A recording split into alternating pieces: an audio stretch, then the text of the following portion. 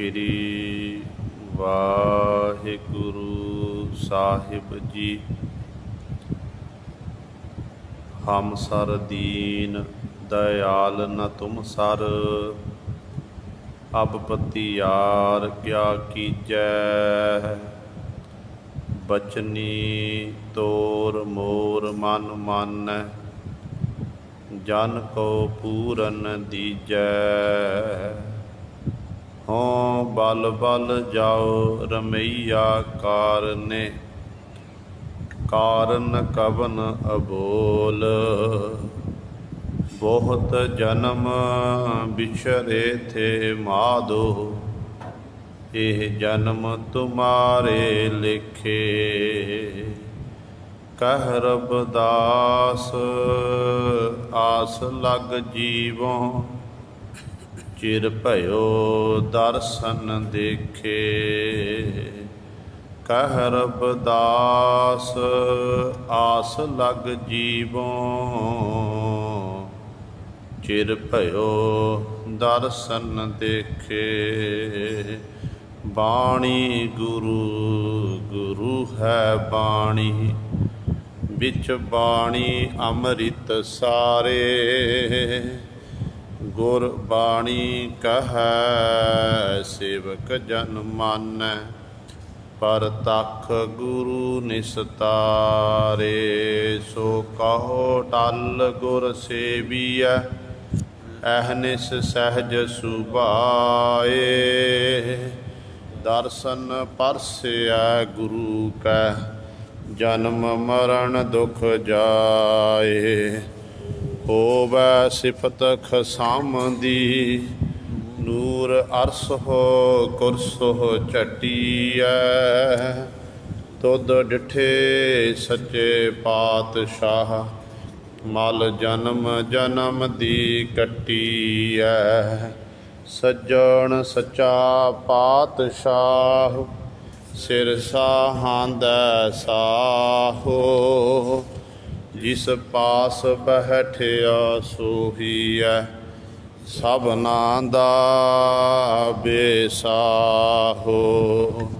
जिस पास बैठिया सोहीयै, सबना दा बेसाहो। सतनाम। श्री वाहिगुरु साहिब जी।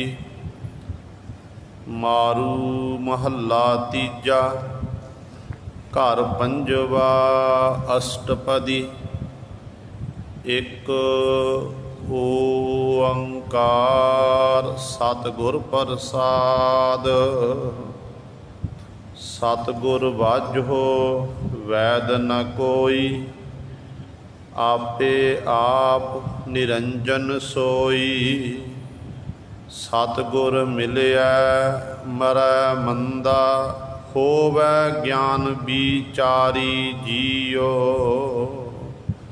सतगुर वाजो वैद न कोई, आपे आप निरंजन सोई। सतगुर मिलिया मरै मंदा, होवै ज्ञान विचारी जियो।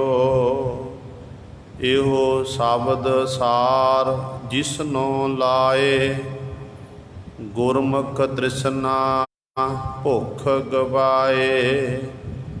आपन लिया किशु न पाइयै, कर कृपा कल धारी जियो। अगम निगम सतगुरु दिखाया, कर कृपा अपने घर आया। अंजन माहे निरंजन जाता, जिनको नदर तुम्हारी जियो। गुरमुख होवै सो तत पाए, अपना आप बिच हो गवाए। सतगुर बाजो सब धंद कमावै, ਵੇਖੋ ਮਨ ਵਿਚਾਰੀ ਜੀਓ, ਇਕ ਭਰਮ ਭੂਲੇ ਫਿਰਹਿ ਅਹੰਕਾਰੀ। ਇਕ ਨਾ ਗੁਰਮੁਖ ਹਉਮੈ ਮਾਰੀ, ਸੱਚੈ ਸ਼ਬਦ ਰਤੇ ਬੈਰਾਗੀ। ਹੋਰ ਭਰਮ ਭੁੱਲੇ ਗਾਵਾਰੀ ਜੀਓ, ਗੁਰਮੁਖ ਜਿਨੀ ਨਾਮ ਨ ਪਾਇਆ। ਮਨ ਮੁਖ ਬਿਰਥਾ ਜਨਮ ਗਵਾਇਆ, ਅੱਗੇ ਬਿਨ ਨਾਵੈ ਕੋ ਬੇਲੀ ਨਾਹੀ। ਬੂਝੈ ਗੁਰ ਵਿਚਾਰੀ ਜੀਓ, ਅੰਮ੍ਰਿਤ ਨਾਮ ਸਦਾ ਸੁਖ ਦਾਤਾ। ਗੁਰ ਪੂਰੈ ਜੁਗ ਚਾਰੇ ਜਾਤਾ, ਜਿਸ ਤੂੰ ਦੇਵਹਿ ਸੋਈ ਪਾਏ। ਨਾਨਕ ਤਤ ਵਿਚਾਰੀ ਜੀਓ, ਅੰਮ੍ਰਿਤ ਨਾਮ ਸਦਾ ਸੁਖ ਦਾਤਾ। ਗੁਰ ਪੂਰੈ ਜੁਗ ਚਾਰੇ ਜਾਤਾ, ਜਿਸ ਤੂੰ ਦੇਵਹਿ ਸੋਈ ਪਾਏ। ਨਾਨਕ ਤਤ ਵਿਚਾਰੀ ਜੀਓ। ਵਾਹਿਗੁਰੂ ਜੀ ਕਾ ਖਾਲਸਾ, ਵਾਹਿਗੁਰੂ ਜੀ ਕੀ ਫਤਿਹ। ਪਰਮ ਸਨਮਾਨਯੋਗ, ਜੁਗੋ ਜੁਗ ਅਟਲ, ਚਬਰ ਛਤਰ ਤਖ਼ ਦੇ ਮਾਲਕ, ਬਾਣੀ ਕੇ ਬੋਹਿਤ, ਜਾਹਰਾ ਜਹੂਰ ਹਾਜ਼ਰ ਹਜੂਰ, ਸਰਬ ਕਲਾ ਸਮਰੱਥ, ਧੰਨ ਧੰਨ ਸਾਹਿਬ ਸ੍ਰੀ ਗੁਰੂ ਗ੍ਰੰਥ ਸਾਹਿਬ। ਸੱਚੇ ਸਤਿਗੁਰੂ ਜੀ ਦੀ ਪਾਵਨ ਪਵਿੱਤਰ ਹਜ਼ੂਰੀ ਅੰਦਰ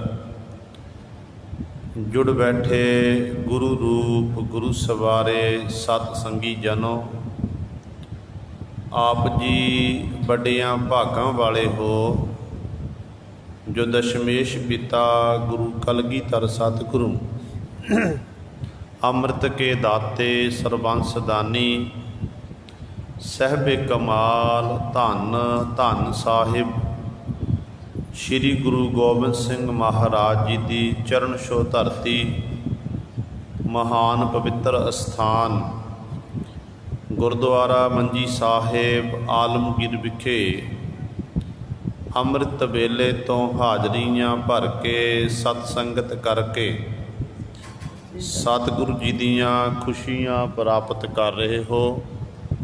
ਅੰਮ੍ਰਿਤ ਵੇਲੇ ਤੋਂ ਸਜੇ ਦੀਵਾਨਾਂ ਵਿੱਚ ਆਪ ਜੀ ਨੇ ਹੁਣੇ ਹੀ ਸਤਿਕਾਰਯੋਗ ਗੁਰੂ ਘਰ ਦੇ ਕੀਰਤਨੀਆਂ ਪਾਸੋਂ ਸ਼੍ਰੀ ਆਸਾ ਜੀ ਕੀ ਵਾਰ ਦੇ ਕੀਰਤਨ ਸ਼ਰਵਣ ਕੀਤੇ ਹਨ। ਸੋ ਆਓ ਗੁਰੂ ਸਵਾਰਿਓ, ਸਮਾਂ ਹੈ ਜੋ ਚੱਲ ਰਹੀ ਲੜੀਵਾਰ ਗੁਰਬਾਣੀ ਦੀ ਕਥਾ ਮਾਰੂ ਰਾਗ ਦੇ ਵਿੱਚੋਂ ਆਪ ਸੰਗਤਾਂ ਸ਼ਰਵਣ ਕਰਦੀਆਂ ਆ ਰਹੀਆਂ ਹਨ। ਜੋ ਪਾਵਨ ਸ਼ਬਦ ਆਪ ਜੀ ਨੇ ਸ਼ਰਵਣ ਕੀਤਾ ਹੈ, ਕੱਲ੍ਹ ਵਾਲੀ ਵਿਚਾਰ ਦੇ ਵਿੱਚ ਪਹਿਲੇ 3 ਪਦਿਆਂ ਦੀ ਵਿਚਾਰ ਆਪ ਜੀ ਨੇ ਸ਼ਰਵਣ ਕੀਤੀ ਸੀ, ਜਿਹਦੇ ਵਿੱਚ ਧੰਨ ਧੰਨ ਸਤਿਗੁਰੂ ਸ੍ਰੀ ਗੁਰੂ ਅਮਰਦਾਸ ਪਾਤਸ਼ਾਹ ਮਹਾਰਾਜ ਨੇ ਸਾਨੂੰ ਪਾਵਨ ਉਪਦੇਸ਼ ਬਖਸ਼ਿਸ਼ ਕੀਤਾ। ਇਹ ਦੱਸਿਆ ਕਿ ਪ੍ਰੇਮ ਕਰਕੇ ਹੀ ਉਸ ਪਰਮਾਤਮਾ ਨੂੰ ਪ੍ਰਾਪਤ ਕੀਤਾ ਜਾ ਸਕਦਾ ਹੈ। ਪ੍ਰੇਮ ਦੇ ਸਹਿਤ ਕੀਤੀ ਹੋਈ ਸੇਵਾ, ਕੀਤਾ ਹੋਇਆ ਸਿਮਰਨ, ਪੜ੍ਹੀ ਹੋਈ ਬਾਣੀ ਉਸ ਮਾਲਕ ਦੇ ਦਰ 'ਤੇ ਪ੍ਰਵਾਨ ਹੁੰਦੀ ਹੈ। ਅਤੇ ਸਤਿਗੁਰੂ ਕਹਿੰਦੇ ਨੇ ਜਿਹਦੇ ਉੱਤੇ ਉਸ ਮਾਲਕ ਦੀ ਕਿਰਪਾ ਹੁੰਦੀ ਹੈ, ਉਹਦੇ ਹਿਰਦੇ ਅੰਦਰ ਫਿਰ ਪ੍ਰੇਮ ਉਤਪੰਨ ਹੁੰਦਾ। ਫਿਰ ਜਦੋਂ ਪ੍ਰੇਮ ਪੈਦਾ ਹੋ ਜਾਂਦਾ, ਫਿਰ ਉਸੇ ਪ੍ਰੇਮ ਦੇ ਸਹਿਤ ਉਸ ਜੀਵ ਦੇ ਅੰਦਰ ਪਰਮਾਤਮਾ ਦਾ ਨਾਮ ਵਸ ਜਾਂਦਾ ਹੈ, ਅਤੇ ਫਿਰ ਉਹ ਸੱਚੇ ਸ਼ਬਦ ਦਾ ਉਪਾਸ਼ਕ ਬਣਦਾ, ਸ਼ਬਦ ਨਾਲ ਜੁੜਦਾ, ਸ਼ਬਦ ਨਾਲ ਜੁੜਨ ਦੇ ਨਾਲ ਹੀ ਉਹਨੂੰ ਆਤਮ ਅਡੋਲਤਾ ਵਾਲੀ ਅਵਸਥਾ ਪ੍ਰਾਪਤ ਹੋ ਜਾਂਦੀ ਹੈ। ਸੁਤੇ ਸਿੱਧ ਉਹਨੂੰ ਫਿਰ ਗੁਰੂ ਦੀ ਕਿਰਪਾ ਦੇ ਨਾਲ ਉਹਦੇ ਅੰਦਰ ਗਿਆਨ ਦਾ ਸਰਮਾਇਆ ਇਕੱਤਰ ਹੋ ਜਾਂਦਾ ਹੈ। ਪਰ ਜਿਸ ਦੇ ਜੀਵ ਦੇ ਅੰਦਰ ਪ੍ਰਭੂ ਨੂੰ ਮਿਲਣ ਦੀ ਤਾਂਘ ਪੈਦਾ ਹੋ ਜਾਂਦੀ ਹੈ ਅਤੇ ਉਸ ਜੀਵ ਦੇ ਅੰਦਰ ਦੀ ਤੜਫ ਕਿਹੋ ਜਿਹੀ ਹੁੰਦੀ ਹੈ, ਉਸ ਪੀੜਾ ਨੂੰ, ਉਸ ਦਰਦ ਨੂੰ ਕੌਣ ਜਾਣਦਾ ਹੈ। ਅਤੇ ਸਤਿਗੁਰੂ ਕਹਿੰਦੇ ਨੇ ਜਿਹੜੀ ਇਹ ਦਰਦ ਹੈ, ਪੀੜਾ ਹੈ, ਇਸ ਵੇਦਨ ਨੂੰ, ਇਸ ਬਰਾਗ ਨੂੰ ਉਹ ਪ੍ਰਭੂ ਦਾ ਪਿਆਰਾ ਹੀ ਜਾਣ ਸਕਦਾ। ਕਹਿੰਦੇ ਹੋਰ ਕੋਈ ਨਹੀਂ ਜਾਣ ਸਕਦਾ। ਉਹਨਾਂ ਨੂੰ ਕੀ ਪਤਾ ਕਿ ਉਹਦੇ ਮਨ ਦੀ ਅਵਸਥਾ ਕਿਹੋ ਜਿਹੀ ਹੈ। ਪਰ ਜਿਹਦੇ ਉੱਤੇ ਉਸ ਮਾਲਕ ਦੀ ਬਖਸ਼ਿਸ਼ ਹੁੰਦੀ, ਉਹਨੂੰ ਮਾਲਕ ਆਪਣੇ ਨਾਲ ਆਪ ਮਿਲਾ ਲੈਂਦਾ ਹੈ। ਆਪਣਾ ਪਿਆਰ ਮਾਲਕ ਆਪ ਬਖਸ਼ਦਾ ਅਤੇ ਆਪਣੇ ਨਾਲ ਜੋੜ ਕੇ ਰੱਖਦਾ। ਫਿਰ ਉਹ ਪ੍ਰਭੂ ਦਾ ਪਿਆਰਾ ਜਿਹਦੇ ਉੱਤੇ ਉਸ ਗੁਰੂ ਦੀ, ਪ੍ਰਭੂ ਦੀ ਕਿਰਪਾ ਹੁੰਦੀ, ਉਹ ਪ੍ਰੇਮ ਦੀ ਸਾਰ ਨੂੰ ਜਾਣਦਾ। ਹੇ ਮਾਲਕ ਜੀ, ਇਹ ਪ੍ਰੇਮ ਉਹੀ ਕਰ ਸਕਦਾ ਜਿਹਦੇ ਉੱਤੇ ਜਿਸ ਨੂੰ ਨਦਰ ਤੁਮਾਰੀ ਜੀਓ, ਜਿਹਦੇ ਉੱਤੇ ਆਪ ਜੀ ਦੀ ਮਿਹਰ ਹੁੰਦੀ ਹੈ, ਆਪ ਜੀ ਦੀ ਕਿਰਪਾ ਹੁੰਦੀ ਹੈ। ਅਸਲ ਵਿੱਚ ਉਹੀ ਇਸ ਪਿਆਰ ਨੂੰ, ਪ੍ਰੇਮ ਨੂੰ ਜਾਣਦਾ ਹੈ। ਅਤੇ ਸਤਿਗੁਰੂ ਜੀ ਅਗਲੀ ਪੰਕਤੀ ਬਖਸ਼ਿਸ਼ ਕਰਦੇ ਨੇ, ਕਹਿੰਦੇ ਨੇ ਜਿਹਦੇ ਅੰਦਰ ਪ੍ਰਭੂ ਦਾ ਨਾਮ ਉਤਪੰਨ ਹੋ ਜਾਂਦਾ ਹੈ, ਪ੍ਰੇਮ ਪੈਦਾ ਹੋ ਜਾਂਦਾ ਹੈ, ਫਿਰ ਮਾਲਕ ਦੇ ਦਰੋਂ, ਗੁਰੂ ਦੇ ਦਰ ਨੂੰ ਦਿਵ ਦ੍ਰਿਸ਼ਟੀ ਪ੍ਰਾਪਤ ਹੁੰਦੀ ਹੈ। ਦਿਵ ਦ੍ਰਿਸ਼ਟੀ ਤੋਂ ਭਾਵ ਉਹ ਦ੍ਰਿਸ਼ਟੀ ਜਿਹਦੇ ਰਾਹੀਂ ਗੁਰੂ ਸਵਰੇ ਜੀਵ ਨੂੰ ਅਨੁਭਵ ਹੋ ਜਾਂਦਾ ਹੈ। ਜੀਵ ਦੇ ਅੰਦਰ ਚੰਨ ਮੁਨਾਰਾ ਹੋ ਜਾਂਦਾ ਹੈ, ਅਗਿਆਨਤਾ ਰੂਪੀ ਹਨੇਰਾ ਬਿਲਕੁਲ ਖਤਮ ਹੋ ਜਾਂਦਾ ਅਤੇ ਜੀਵ ਦੇ ਅੰਦਰ ਭਰਮ ਇਤਿਆਦ ਕੇ ਸਭ ਕੁਝ ਖਤਮ ਹੋ ਜਾਂਦਾ ਹੈ। ਅਤੇ ਸਤਿਗੁਰੂ ਕਹਿੰਦੇ ਨੇ ਫਿਰ ਉਹ ਗੁਰੂ ਦੀ ਕਿਰਪਾ ਦੇ ਰਾਹੀਂ ਉਹ ਪਰਮ ਪਦਵੀ ਨੂੰ ਪ੍ਰਾਪਤ ਕਰ ਲੈਂਦਾ ਹੈ। ਅਤੇ ਇਸ ਤਰ੍ਹਾਂ ਜਿਨ੍ਹਾਂ ਦੇ ਸੰਜੋਗ ਪਰਮਾਤਮਾ ਨੇ ਧਰੋ ਦਰਗਾਹੋਂ ਬਣਾਏ ਹੋਏ ਨੇ, ਉਹ ਤਾਂ ਗੁਰੂ ਸਵਾਰੇ ਇਸ ਜੁਗਤੀ ਨੂੰ ਪਛਾਣ ਕੇ ਪ੍ਰਭੂ ਪਰਮਾਤਮਾ ਨਾਲ ਇੱਕਮਿਕ ਹੁੰਦੇ ਨੇ, ਗੁਰੂ ਦੇ ਸ਼ਬਦ ਦੀ ਵਿਚਾਰ ਕਰਦੇ ਨੇ। ਪਰ ਜਿਹੜੇ ਗੁਰੂ ਸਵਾਰਿਓ ਮਨਮੁਖ ਜੀਵ ਨੇ, ਜਿਨ੍ਹਾਂ ਦੇ ਧੁਰੋਂ ਦਰਗਾਹੋਂ ਕਰਮ ਨਹੀਂ ਲਿਖੇ ਹੋਏ ਨੇ, ਉਹ ਦਿਨ ਰਾਤ ਭਟਕਦੇ ਰਹਿੰਦੇ ਨੇ। ਨਾ ਉਹਨਾਂ ਨੂੰ ਦਿਨੇ ਚੈਨ ਹੈ, ਨਾ ਰਾਤ ਨੂੰ ਚੈਨ ਹੈ। ਹਰ ਸਮੇਂ ਉਹ ਇਸ ਤਰ੍ਹਾਂ ਹੀ ਵਾਰ-ਵਾਰ ਜੰਮਦੇ ਅਤੇ ਵਾਰ-ਵਾਰ ਮਰਦੇ ਹਨ। ਸਤਿਗੁਰੂ ਜੀ ਬਚਨ ਕਰਦੇ ਹਨ ਕਿ ਸੰਜੋਗਾਂ ਕਰਕੇ ਜੀਵ ਇਸਤਰੀ ਅਤੇ ਪਤੀ ਪਰਮੇਸ਼ਰ ਦਾ ਮਿਲਾਪ ਹੁੰਦਾ ਹੈ। ਕਿਵੇਂ ਮਿਲਾਪ ਹੁੰਦਾ ਹੈ? ਗੁਰੂ ਮਿਲਾਪ ਕਰਾਉਣ ਵਾਲਾ ਗੁਰੂ ਸਾਹਿਬਾਨ ਜੀ ਬਖਸ਼ਿਸ਼ ਕਰਦੇ ਉਸ ਜੀਵ ਇਸਤਰੀ ਨੂੰ ਗੁਰਮਤਿ ਦੇ ਧਾਰਨੀ ਬਣਾਉਂਦੇ, ਜਿਹਦੇ ਰਾਹੀਂ ਫਿਰ ਜੀਵ ਇਸਤਰੀ ਦੇ ਮਨ ਵਿੱਚੋਂ ਦੁਰਮਤ ਖਤਮ ਹੋ ਜਾਂਦੀ ਹੈ ਅਤੇ ਉਹਦੇ ਅੰਦਰ ਫਿਰ ਮਾਲਕ ਨੂੰ ਮਿਲਣ ਦੀ ਤਾਂਘ ਪੈਦਾ ਹੁੰਦੀ ਅਤੇ ਪ੍ਰਭੂ ਪਰਮਾਤਮਾ ਦੇ ਨਾਮ ਰੰਗ ਵਿੱਚ ਨਿੱਤਾ ਪ੍ਰਤੀ ਅਨੇਕਾਂ ਪ੍ਰਕਾਰ ਦੀਆਂ ਉਹ ਜੀਵ ਇਸਤਰੀਆਂ ਰੰਗ ਰਲੀਆਂ ਮਾਣਦੀ ਹੈ ਅਤੇ ਆਪਣੇ ਕੰਤ ਪਿਆਰੀ ਜੀਓ। ਅਤੇ ਇਸ ਪ੍ਰਕਾਰ ਆਪਣੇ ਕੰਤ ਪਤੀ ਪਰਮੇਸ਼ਰ ਨੂੰ ਫਿਰ ਉਹ ਜੀਵ ਇਸਤਰੀ ਬੜੀ ਪਿਆਰੀ ਲੱਗਦੀ ਹੈ। ਇਹ ਵਿਚਾਰ ਗੁਰੂ ਸਵਾਰੇ ਆਪ ਜੀ ਨੇ ਕੱਲ੍ਹ ਸ਼ਰਵਣ ਕੀਤੀ ਸੀ। ਹੁਣ ਸਤਿਗੁਰੂ ਜੀ ਅਗਲੇ ਪਦੇ ਵਿੱਚ ਸਾਡੇ ਉੱਤੇ ਬਖਸ਼ਿਸ਼ ਕਰ ਰਹੇ ਹਨ। ਆਓ ਆਪਣੀਆਂ ਮਨ ਬਿਰਤੀਆਂ ਇਕਾਗਰ ਕਰੀਏ, ਧਿਆਨ ਗੁਰੂ ਚਰਨਾਂ ਨਾਲ ਜੋੜੀਏ ਅਤੇ ਸਤਿਗੁਰੂ ਮਹਾਰਾਜ ਜੀ ਦੇ ਪਾਵਨ ਉਪਦੇਸ਼ ਨੂੰ ਹਿਰਦਿਆਂ ਵਿੱਚ ਵਸਾ ਕੇ ਆਪਣਾ ਜੀਵਨ ਸਫਲਾ ਕਰੀਏ। ਕਰੋ ਸਾਰੇ ਆਪਣੀ ਰਸਨਾ ਪਵਿੱਤਰ, ਆਖੋ ਜੀ ਸਤਨਾਮ ਸ਼੍ਰੀ ਵਾਹਿਗੁਰੂ ਸਾਹਿਬ ਜੀ। ਸਤਿਗੁਰ ਬਾਝੋ ਵੈਦ ਨ ਕੋਈ, ਆਪੇ ਆਪ ਨਿਰੰਜਨ ਸੋਈ। ਧੰਨ ਧੰਨ ਸਾਹਿਬ ਸ਼੍ਰੀ ਗੁਰੂ ਅਮਰਦਾਸ ਪਾਤਸ਼ਾਹ ਮਹਾਰਾਜ ਜੀ ਸਾਡੇ ਉੱਤੇ ਬਖਸ਼ਿਸ਼ ਕਰ ਰਹੇ ਹਨ। ਗੁਰੂ ਸਾਹਿਬਾਨ ਦੇ ਚਰਨਾਂ 'ਚ ਜਗਿਆਸੂ ਜਨਾਂ ਨੇ ਬੇਨਤੀ ਕੀਤੀ ਕਿ ਸੱਚੇ ਪਾਤਸ਼ਾਹ ਜੀ, ਜੀਵ ਦਾ ਪ੍ਰਭੂ ਪਰਮਾਤਮਾ ਨਾਲ ਮਿਲਾਪ ਕਿਉਂ ਨਹੀਂ ਹੋ ਰਿਹਾ? ਕਾਰਨ ਕੀ ਹੈ ਕਿ ਜੀਵ ਵਾਰ-ਵਾਰ ਜੰਮਦਾ ਅਤੇ ਵਾਰ-ਵਾਰ ਮਰਦਾ? ਇਹ ਸਿਲਸਿਲਾ ਲਗਾਤਾਰ ਜਾਰੀ ਹੈ। ਮਿਲਾਪ ਨਾ ਹੋਣ ਦਾ ਕਾਰਨ ਕੀ ਹੈ। ਤੇ ਧੰਨ ਗੁਰੂ ਅਮਰਦਾਸ ਪਾਤਸ਼ਾਹ ਨੇ ਉੱਤਰ ਦੇਣਾ ਕੀਤਾ ਕਿ ਜੀਵ ਨੂੰ ਰੋਗ ਲੱਗਿਆ ਹੋਇਆ। ਇੱਕ ਰੋਗ ਸਰੀਰਕ ਰੋਗ, ਇੱਕ ਰੋਗ ਮਾਨਸਿਕ ਰੋਗ। ਇਹ ਦੋਨੋਂ ਰੋਗਾਂ ਨੇ ਜੀਵ ਨੂੰ ਘੇਰਿਆ ਹੋਇਆ ਹੈ। ਫਿਰ ਇਹ ਰੋਗ ਦਾ ਸਤਿਗੁਰੂ ਇਲਾਜ ਕਿੱਥੋਂ ਹੁੰਦਾ। ਸਰੀਰਕ ਰੋਗ ਲੱਗ ਗਿਆ ਤੇ ਅਸੀਂ ਕਿਸੇ ਸਿਆਣੇ ਡਾਕਟਰ ਕੋਲ, ਵੈਦ ਹਕੀਮ ਦੇ ਕੋਲ ਚਲੇ ਜਾਈਏ। ਉੱਥੇ ਜਾ ਕੇ ਸਾਡੇ ਰੋਗ ਦੀ ਜਦੋਂ ਉਹਨੂੰ ਸਮਝ ਆ ਜਾਵੇਗਾ, ਇਲਾਜ ਸ਼ੁਰੂ ਹੋਵੇਗਾ। ਸਰੀਰਕ ਰੋਗ ਤਾਂ ਆਪਾਂ ਡਾਕਟਰ ਕੋਲ ਜਾ ਕੇ, ਵੈਦ ਹਕੀਮ ਕੋਲ ਜਾ ਕੇ ਠੀਕ ਕਰਾ ਲਵਾਂਗੇ, ਪਰ ਜਿਹੜਾ ਮਾਨਸਿਕ ਰੋਗ ਹੈ, ਜਿਹੜਾ ਅੰਤਰੀਵ ਰੋਗ ਨੇ ਜੀਵ ਨੂੰ ਚਿੰਬੜੇ ਹੋਏ ਹਨ, ਉਹਨਾਂ ਰੋਗਾਂ ਦਾ ਇਲਾਜ ਸਤਿਗੁਰੂ ਆਪਾਂ ਕਿੱਥੋਂ ਕਰਾਈਏ। ਉਹ ਤਾਂ ਵੈਦ ਤਾਂ ਆਪ ਰੋਗੀ ਹੈ। ਗੁਰੂ ਨਾਨਕ ਪਾਤਸ਼ਾਹ ਮਹਾਰਾਜ ਨੇ ਆਖਿਆ ਸੀ ਨਾ, ਜਦੋਂ ਸਤਿਗੁਰੂ ਦੀ ਨਬਜ਼ ਪਕੜ ਕੇ ਵੈਦ ਆਖਣ ਲੱਗਿਆ ਕਿ ਹਾਂ ਨਾਨਕ ਨੂੰ ਰੋਗ ਚਿੰਬੜਿਆ ਹੋਇਆ। ਸਤਿਗੁਰੂ ਜੀ ਨੇ ਬਚਨ ਕੀਤੇ। ਗੁਰਬਾਣੀ ਵਿੱਚ ਪਾਤਸ਼ਾਹ ਦਾ ਫਰਮਾਨ ਹੈ ਕਿ ਵੈਦ ਬੁਲਾਇਆ ਵੈਦਗੀ, ਪਕੜ ਢੰਡੋਲੇ ਬਾਹਾਂ, ਭੋਲਾ ਵੈਦ ਨਾ ਜਾਣੀ, ਕਰਕ ਕਰੇਜੇ ਮਾਹ। ਕਹਿੰਦੇ ਇਹ ਵੈਦ, ਕਹਿੰਦੇ ਇਹ ਨਹੀਂ ਜਾਣਦਾ ਕਿ ਜਿਹੜੀ ਮੇਰੀ ਪੀੜਾ ਹੈ, ਦਰਦ ਹੈ, ਉਹ ਤਾਂ ਮੇਰੇ ਕਲੇਜੇ ਵਿੱਚ ਹੈ, ਮੇਰੇ ਦਿਲ ਵਿੱਚ ਹੈ। ਉਹ ਪੀੜਾ ਕਿਹੜੀ ਹੈ? ਪ੍ਰਭੂ ਨੂੰ ਮਿਲਣ ਦੀ ਤਾਂਘ ਹੈ। ਆ ਬੰਦ ਕਰ ਦੇ। ਕਰਕ ਕਰੇਜੇ ਮਾਹ, ਪ੍ਰਭੂ ਨੂੰ ਮਿਲਣ ਦੀ ਤਾਂਘ ਪੈਦਾ ਹੋਈ ਹੈ। ਉਸ ਦਰਦ ਨੂੰ, ਉਸ ਪੀੜਾ ਨੂੰ ਤਾਂ ਉਹ ਵੈਦ ਜਾਣਦਾ ਨਹੀਂ ਹੈ। ਇਹ ਵੈਦ ਤਾਂ ਆਪ ਰੋਗੀ ਹੈ। ਜਿਹੜਾ ਆਪ ਰੋਗੀ ਹੋਵੇ ਉਹ ਦੂਜੇ ਦਾ ਕਿਵੇਂ ਇਲਾਜ ਕਰ ਸਕਦਾ ਹੈ। ਤੇ ਇਸੇ ਪ੍ਰਕਾਰ ਗੁਰੂ ਸਵਾਰਿਓ, ਗੁਰੂ ਜਿਹੜਾ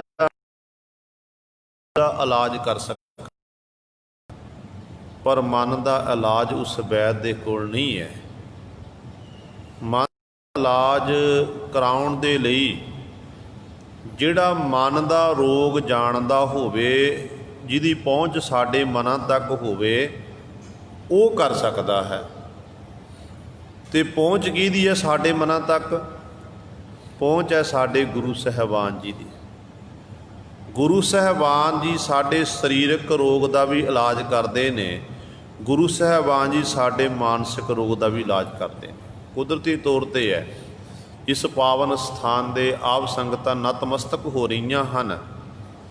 ਇਸ ਪਾਵਨ ਸਥਾਨ ਵਿਖੇ ਕਲਾ ਵਰਤਦੀ ਹੈ। ਗੁਰੂ ਕਲਗੀਧਰ ਪਾਤਸ਼ਾਹ ਦੇ ਬਚਨ ਅੱਜ ਵੀ ਸਫਲ ਹੋ ਰਹੇ ਨੇ, ਕਿਉਂਕਿ ਜਦੋਂ ਸਤਿਗੁਰੂ ਦਸ਼ਮੇਸ਼ ਪਿਤਾ ਮਹਾਰਾਜ ਜੀ ਇਸ ਅਸਥਾਨ ਵਿਖੇ ਪਹੁੰਚੇ ਸੀ, ਇਤਿਹਾਸ ਦੱਸਦਾ ਹੈ ਕਿ ਇੱਥੇ ਇੱਕ ਗਰੀਬਣੀ ਮਾਈ ਸੀ ਜਿਹਦੇ ਸਰੀਰ ਉੱਤੇ ਕੋਹੜ ਦਾ ਰੋਗ ਸੀ।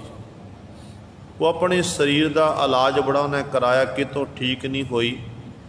ਜਦੋਂ ਗੁਰੂ ਕਲਗੀਧਰ ਪਾਤਸ਼ਾਹ ਮਹਾਰਾਜ ਨੇ ਧਰਤੀ ਦੇ ਹਿੱਕ ਵਿੱਚ ਤੀਰ ਮਾਰ ਕੇ ਜਲ ਦਾ ਸੋਮਾ ਪ੍ਰਗਟ ਕੀਤਾ, ਜੋ ਪਾਵਨ ਸਥਾਨ ਹੈ ਗੁਰਦੁਆਰਾ ਤੀਰਸਰ ਸਾਹਿਬ ਪਾਵਨ ਸਰੋਵਰ, ਤੇ ਸਤਿਗੁਰੂ ਜੀ ਨੇ ਆਪ ਇਸ਼ਨਾਨ ਕੀਤਾ, ਸਿੰਘਾਂ ਨੇ ਇਸ਼ਨਾਨ ਕੀਤਾ ਸੀ। ਤੇ ਮਾਈ ਨੇ ਗੁਰੂ ਕਲਗੀਧਰ ਪਾਤਸ਼ਾਹ ਦੇ ਚਰਨਾਂ 'ਚ ਬੇਨਤੀ ਕੀਤੀ ਸੀ ਕਿ ਪਾਤਸ਼ਾਹ ਕਿਰਪਾ ਕਰੋ, ਮੇਰੇ ਸਰੀਰ ਨੂੰ ਇਹ ਰੋਗ ਲੱਗਿਆ ਹੋਇਆ, ਕੋਹੜ ਦਾ ਰੋਗ, ਤੇ ਸਤਿਗੁਰੂ ਮੈਂ ਬੜਾ ਇਲਾਜ ਕਰਾਇਆ, ਠੀਕ ਨਹੀਂ ਹੋ ਰਹੀ ਹੈ। ਧੰਨ ਗੁਰੂ ਗੋਬਿੰਦ ਸਿੰਘ ਮਹਾਰਾਜ ਨੇ ਬਚਨ ਕੀਤੇ ਸੀ ਕਿ ਮਾਈ ਇਸ ਜਲ ਵਿੱਚ ਇਸ਼ਨਾਨ ਕਰ, ਨਾਲ ਨਾਲ ਨਾਮ ਬਾਣੀ ਦਾ ਅਭਿਆਸ ਵੀ ਕਰ, ਤੇਰਾ ਕੋਹੜ ਦਾ ਰੋਗ ਤਾਂ ਕੀ, ਤੇਰੇ ਮਾਨਸਿਕ ਰੋਗ ਵੀ ਆਪਾਂ ਖਤਮ ਕਰ ਦਿਆਂਗੇ। ਇਤਿਹਾਸ ਦੱਸਦਾ ਹੈ, ਇਤਿਹਾਸਕ ਹਵਾਲਿਆਂ ਤੋਂ ਪਤਾ ਲੱਗਦਾ ਹੈ ਕਿ ਗੁਰੂ ਕਲਗੀਧਰ ਪਾਤਸ਼ਾਹ ਦੇ ਬਚਨ ਮੰਨ ਕੇ ਉਸ ਮਾਈ ਨੇ ਇਸ਼ਨਾਨ ਕੀਤਾ ਸੀ। ਮਾਈ ਤੰਦਰੁਸਤ ਨਰੋਈ ਹੋਈ, ਕੰਚਨ ਵਰਗੀ ਨਰੋਈ ਹੋਈ, ਤੇ ਨਾਲ ਗੁਰੂ ਕਲਗੀਆਂ ਵਾਲੇ ਪਾਤਸ਼ਾਹ ਨੇ ਇਹ ਬਚਨ ਕਰ ਦਿੱਤੇ ਸੀ ਕਿ ਅੱਜ ਤੋਂ ਬਾਅਦ ਕਿਹੜਾ ਕਿਸੇ ਪ੍ਰਕਾਰ ਦਾ ਕੋਈ ਕੁਸ਼ਟ ਰੋਗੀ ਹੋਵੇ, ਜਿਹਦੇ ਰੋਗ ਦਾ ਇਲਾਜ ਨਾ ਹੁੰਦਾ ਹੋਵੇ, ਇੱਥੇ ਆ ਕੇ ਇਸ਼ਨਾਨ ਕਰੇ, ਨਾਮ ਬਾਣੀ ਦਾ ਅਭਿਆਸ ਕਰੇ, ਸਾਡੇ ਚਰਨਾਂ 'ਚ ਆ ਕੇ ਬੇਨਤੀ ਕਰੇ, ਤੇ ਸੱਚ ਜਾਣਿਓ ਅਸੀਂ ਉਹਦਾ ਰੋਗ ਠੀਕ ਕਰਾਂਗੇ। ਅੱਜ ਵੀ ਦੁਨੀਆ ਦੇ ਲੋਕਾਂ ਦੇ ਰੋਗ ਠੀਕ ਹੋ ਰਹੇ ਨੇ, ਪਰ ਲੋੜ ਹੈ ਸ਼ਰਧਾ ਦੀ, ਭਾਵਨਾ ਦੀ। ਜੇ ਸਾਡੇ ਅੰਦਰ ਭਾਵਨਾ ਹੈ, ਸ਼ਰਧਾ ਹੈ, ਚਾਹੇ ਆਪਾਂ ਇੱਕ ਵਾਰੀ ਇਸ਼ਨਾਨ ਕਰ ਲਈਏ, ਗੁਰੂ ਕਲਗੀਧਰ ਪਾਤਸ਼ਾਹ ਨੇ ਕਿਰਪਾ ਕਰਕੇ ਸਾਡੇ ਰੋਗ ਠੀਕ ਕਰ ਦੇਣੇ। ਜੇ ਸਾਡੇ ਅੰਦਰ ਸ਼ਰਧਾ ਭਾਵਨਾ ਨਹੀਂ ਹੈ, ਚਾਹੇ ਨਿਤਾ ਪ੍ਰਤੀ ਗੁਰੂ ਸਾਹਿਬ ਆਪਾਂ ਇਸ਼ਨਾਨ ਕਰਦੇ ਰਹੀਏ ਪਾਵਨ ਸਰੋਵਰ 'ਚ ਆ ਕੇ, ਫਿਰ ਰੋਗ ਨਹੀਂ ਠੀਕ ਹੋਣੇ ਹਨ। ਜਿਹੜੇ ਕਹਿੰਦੇ ਨੇ ਇਹ ਤਾਂ ਕਹਿਣ ਦੀਆਂ ਗੱਲਾਂ ਨੇ, ਕੋਈ ਰੋਗ ਠੀਕ ਨਹੀਂ ਹੁੰਦਾ, ਅਸਲ ਵਿੱਚ ਉਹਨਾਂ ਦੇ ਗੁਰੂ ਸਾਹਿਬ ਭਾਵਨਾ ਨਹੀਂ ਬਣੀ ਉਹਨਾਂ ਦੀ, ਉਹਨਾਂ ਨੇ ਇਹ ਖੇਡਾਂ ਦੇਖੀਆਂ ਨਹੀਂ ਹਨ। ਜਿਹਦੀ ਸ਼ਰਧਾ ਹੈ, ਗੁਰੂ ਦੇ ਪ੍ਰਤੀ ਭਾਵਨਾ ਹੈ, ਉਹ ਗੁਰੂ ਸਵਾਰੇ ਫਿਰ ਦੱਸਦਾ ਕਿ ਵਾਕਈ ਮੇਰੇ ਰੋਗ ਠੀਕ ਹੋਏ ਨੇ। ਇਸ ਕਰਕੇ ਗੁਰੂ ਸਾਹਿਬਾਨ ਜਿੱਥੇ ਸਾਡੇ ਮਨ ਦੇ ਰੋਗ ਦਾ ਇਲਾਜ ਕਰਦੇ ਨੇ, ਤੇ ਸਤਿਗੁਰੂ ਤਨ ਦੇ ਰੋਗਾਂ ਦਾ ਵੀ ਇਲਾਜ ਕਰ ਦਿੰਦੇ ਨੇ। ਗੁਰੂ ਰਾਮਦਾਸ ਪਾਤਸ਼ਾਹ ਦੇ ਪਾਵਨ ਸਥਾਨ 'ਤੇ ਜਾਵੋ, ਆਪਾਂ ਬੀਬੀ ਰਜਨੀ ਦੀ ਘਟਨਾ ਸੁਣੀ ਹੈ, ਬਾਸੂ ਭਾਰਦਵਾਜ ਦੀ ਘਟਨਾ ਸੁਣੀ, ਜਿਹਨੂੰ ਕੈਂਸਰ ਦਾ ਰੋਗ ਸੀ। ਬਾਰੂਮਲ ਸੇਠ ਜਿਹੜਾ ਸੀ ਕੋਕਾ ਕੋਲਾ ਦਾ ਮਾਲਕ, ਉਹਦੇ ਦੋਹਤੇ ਦੀ ਆਪਾਂ ਘਟਨਾ ਸੁਣੀ ਹੈ, ਜੋ ਸੰਤ ਗਿਆਨੀ ਜਰਨੈਲ ਸਿੰਘ ਭਿੰਡਰਾਂ ਵਾਲੇ ਮਹਾਂਪੁਰਖਾਂ ਨੇ ਬਚਨ ਕਰਕੇ ਖੰਡ ਪਾਠ ਸਾਹਿਬ ਕਰਾ ਕੇ ਉਹ ਠੀਕ ਕੀਤਾ। ਕੈਂਸਰ ਸੀ, ਅਤੇ ਇਹ ਘਟਨਾਵਾਂ ਸੁਣੀਆਂ ਨੇ ਆਪਾਂ, ਪਰ ਅੱਜ ਵੀ ਪ੍ਰਤੱਖ ਉਹ ਘਟਨਾਵਾਂ ਵਾਪਰ ਰਹੀਆਂ ਨੇ। ਅੱਜ ਵੀ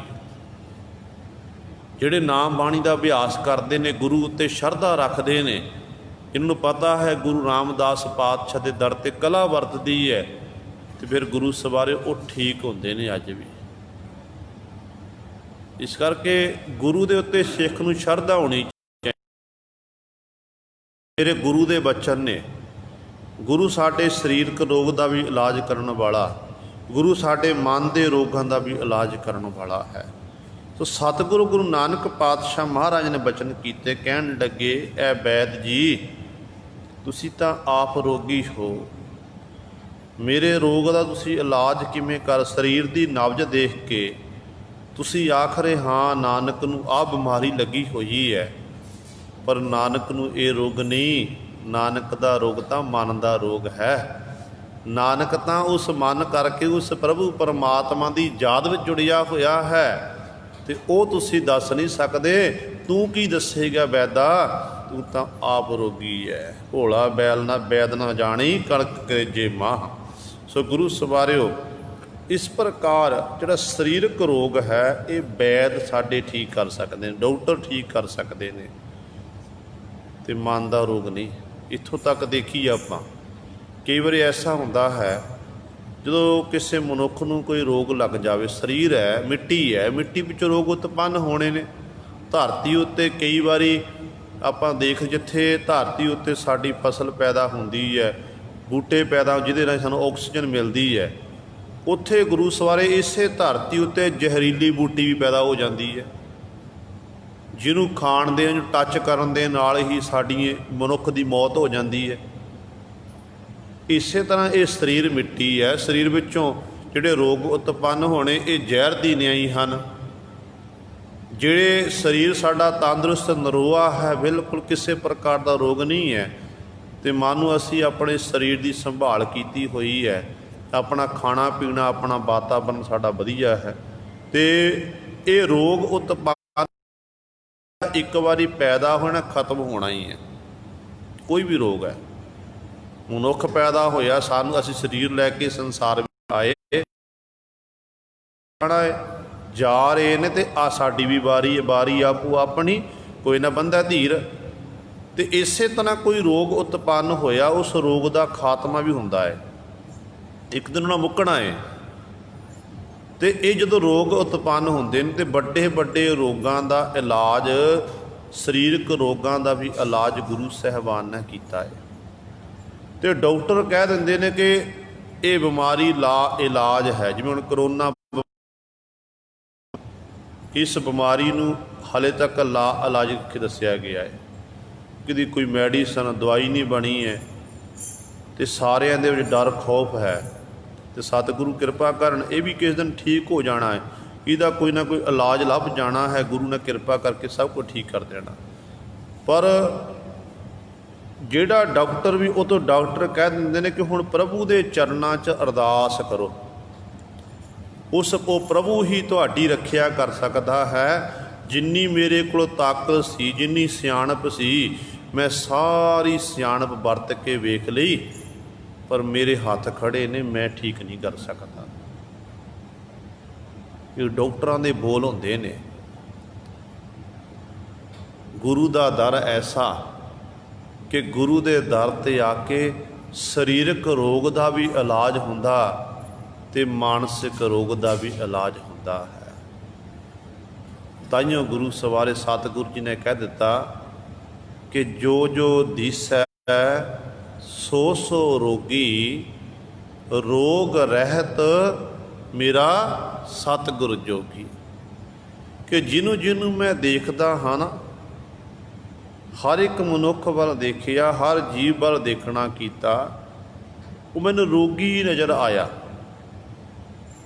पर रोग तो रहत कौन ने? सतगुरु जी हैं। सतगुरु जी नू बिल्कुल किसी प्रकार का रोग नहीं है। सतगुरु बड़े वैद ने। जेकर प्रतੱਖ तौर पर आप देखिए, कीरतपुर साहिब की धरती ते 9 ਲੱਖਾ बाग है एक,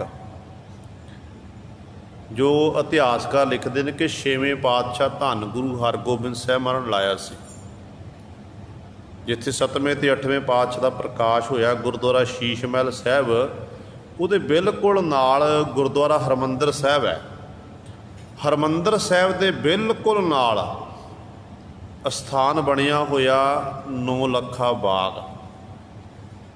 इतिहासकार लिखते ने कि 7वें पातशाह धन गुरु हरगोबिंद साहब, वाहिगुरु धन गुरु हरराय साहब महाराज ने उस स्थान विखे बड़ा दवाखाना खोलिया होया सी,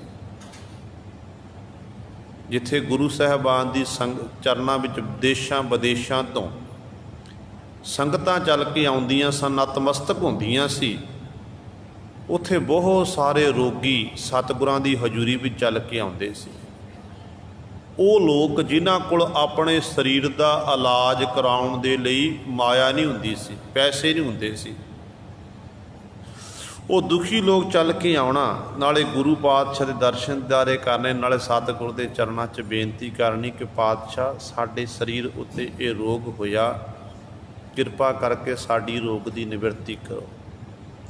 ਸਤਿਗੁਰੂ ਨਾਮ ਦੀ ਦਵਾਈ ਦਿੰਦੇ ਸੀ ਤੇ ਨਾਲ ਸਤਿਗੁਰੂ ਪ੍ਰਤੱਖ ਤੌਰ 'ਤੇ ਦਵਾਈ ਤਿਆਰ ਕਰਕੇ ਉਹਨਾਂ ਰੋਗੀਆਂ ਨੂੰ ਦਿੰਦੇ ਸੀ ਤੇ ਰੋਗੀ ਵੱਡੇ ਵੱਡੇ ਠੀਕ ਹੋਏ ਨੇ। ਇੱਥੋਂ ਤੱਕ ਬਾਦਸ਼ਾਹ ਸ਼ਾਹਜਹਾਂ, ਉਹਦਾ ਪੁੱਤਰ ਜੋ ਦਾਰਾ ਸ਼ਕੋਹ ਹੈ, ਜਿਹਨੂੰ ਔਰੰਗਜ਼ੇਬ ਬਾਦਸ਼ਾਹ ਨੇ ਗੱਦੀ ਦੇ ਲਾਲਚ ਨੂੰ ਮੁੱਖ ਰੱਖਦਿਆਂ ਹੋਇਆਂ ਭੋਜਨ ਦੇ ਵਿੱਚ ਸ਼ੇਰ ਦੀ ਮੁੱਛ ਦਾ ਬਾਲ ਜਿਹੜਾ ਸੀ ਉਹ ਮਿਲਾ ਕੇ ਖਿਲਾਣਾ ਕੀਤਾ ਸੀ। ਦਾਰਾ ਸ਼ਕੋ ਬੜਾ ਬਿਮਾਰ ਹੋਇਆ ਕਿ ਤੋਂ ਠੀਕ ਨਹੀਂ ਹੋ ਰਿਹਾ ਸੀ। ਵੱਡੇ ਵੱਡੇ ਵੈਦਾਂ ਹਕੀਮਾਂ ਦੀ ਇੱਕ ਮੀਟਿੰਗ ਹੋਈ ਹੈ, ਸਲਾਹ ਮਸ਼ਵਰਾ ਕੀਤਾ ਕਿ ਆਪਣੇ ਆਪਣੀ ਸਿਆਣਪ ਹਰ ਇੱਕ ਨੇ ਪੇਸ਼ ਕੀਤੀ ਕਿ ਇਹਦਾ ਇਲਾਜ ਕਿਵੇਂ ਹੋ ਸਕਦਾ ਹੈ।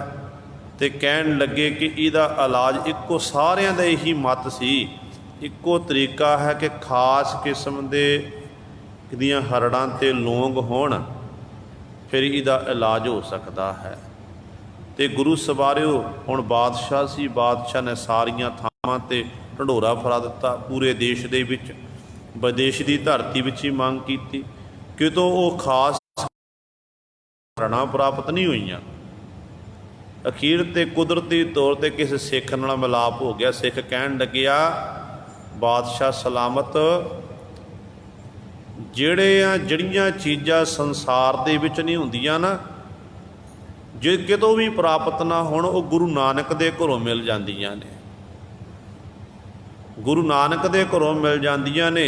ਮੈਨੂੰ ਪਤਾ ਬਾਦਸ਼ਾਹ ਸਲਾਮਤ, ਤੁਹਾਡਾ ਝਗੜਾ ਚੱਲ ਰਿਹਾ ਗੁਰੂ ਨਾਨਕ ਦੇ ਘਰ ਦੇ ਨਾਲ, ਪਰ ਮੈਨੂੰ ਵਿਸ਼ਵਾਸ ਹੈ ਜੇ ਗੁਰੂ ਨਾਨਕ ਦੇ ਘਰ 'ਚ ਜਾ ਕੇ ਪਹੁੰਚੇ, ਤੁਹਾਡਾ ਜਿਹੜਾ ਇਹ ਪੁੱਤਰ ਹੈ ਦਾਰਾ ਸ਼ਕੋ, ਇਹ ਠੀਕ ਹੋ ਜਾਵੇਗਾ।